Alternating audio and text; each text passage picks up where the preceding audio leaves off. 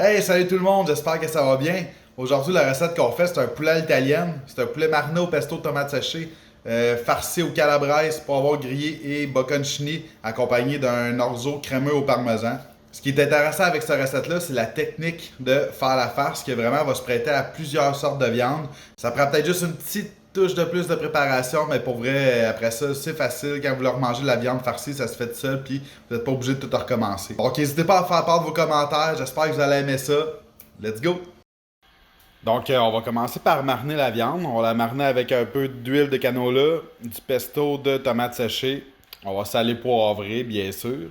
Puis après ça, on va mélanger un peu avant de mettre notre base de poulet. Ça va aider, dans le fond, à ce que la base, elle colle pas là, sur la viande. Ben, elle colle un peu moins. Ensuite de ça, on l'emballe puis on l'envoie au frigidaire, idéalement là, un bon 24 heures. Là, on va s'attaquer à la farce. Donc, on va couper en dés notre fromage bocconcini. Ensuite, on va couper en dés nos poivrons grillés. Un petit zeste de citron là-dedans pour rajouter un petit peu de fraîcheur. On sel le poivre encore légèrement. Après ça, on va s'enligner pour faire nos tubes, qui est la technique que je vous parlais. Donc, on commence par installer une feuille de saran wrap. Après ça, on met notre farce à l'intérieur. Il faut faire attention pour ne pas en mettre trop. Souvent, c'est ça qui va rendre ça un peu plus difficile à confectionner. Donc, pour la technique, bien, plus qu'on en fait, plus qu'on devient meilleur. Fait que je vous montre un peu là, différentes étapes pendant que je le confectionne. L'idée, c'est d'essayer de le faire quand même assez serré. Puis c'est pour ça aussi que je disais de ne pas en mettre trop au début, ça rend ça un petit peu plus facile. Mais évidemment, au début, quand c'est la première fois qu'on fait ça, ben, c'est souvent rendu au dernier tube qu'on est rendu bon. Après ça, on les dépose tout simplement sur une plaque là, pour quelque chose pour essayer de garder le plus droit possible. Puis on les envoie au congélateur un bon 24 heures encore. Donc là, on va cuire notre orzo d'avance. Je vais vous expliquer un petit peu plus tard pourquoi. Donc, portez l'eau à ébullition. Quand on le dépose, l'orzo, là, les premières minutes, ça va être important de le brasser régulièrement parce que c'est une des pâtes qui a le plus tendance à coller. Fait que c'est pour ça que je le mentionne. On fait cuire pendant 8 minutes et après ça, on refroidit à l'eau froide là, pour casser la cuisson immédiatement puis garder notre pâte vraiment à une cuisson parfaite. Donc maintenant, après avoir attendu 24 heures, ben, on est prêt à farcer notre poulet. La première étape, là, ça va être de l'ouvrir en portefeuille. Moi, je prends le temps d'enlever les petits filets de poulet là, parce que souvent, ils vont juste être des jambes, puis quand c'est le temps de farcer, ça va moins bien. Ensuite de ça, on va les mettre ouverts entre deux feuilles de saran wrap.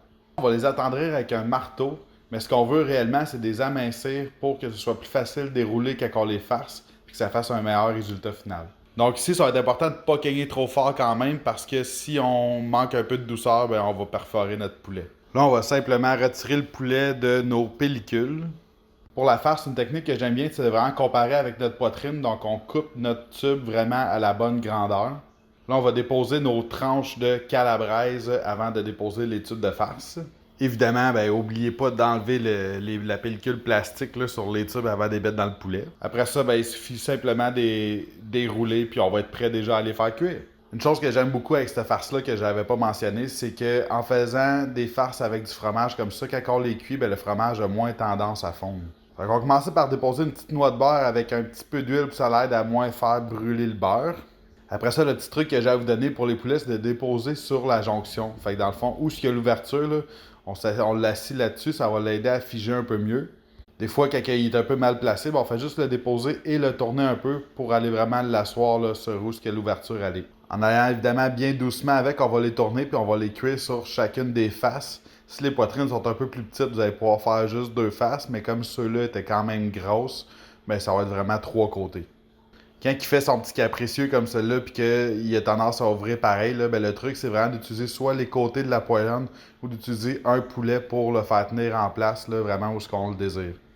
Après avoir saisi de tous les côtés, là, ben, on l'envoie au four à 350 de 12 à 15 minutes, là, dépendamment de la puissance de votre four. Pendant que notre poulet est cuit, ben, c'est là qu'on va faire notre orzo crémeux. Puis c'est ça qui est le fun d'avoir déjà cuit notre orzo, c'est que c'est facile d'avoir un bon timing puis de faire sortir les deux en même temps. Donc l'orzo, on commence à le faire cuire avec une partie de la crème.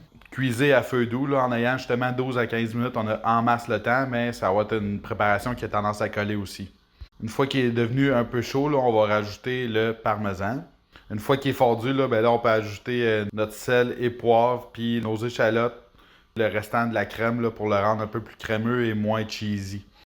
Après ça, ben, il reste juste à goûter pour faire sûr que c'est assaisonné à votre goût, puis garder le feu doux en brassant en attendant que votre poulet soit prêt si jamais c'est pas le cas. Donc quand le poulet est prêt, ben, on le sort pour le couper. Je vais vous suggérer, vu qu'il est chaud, de prendre une pince pour pas vous brûler les doigts, puis c'est plus facile d'avoir un meilleur contrôle.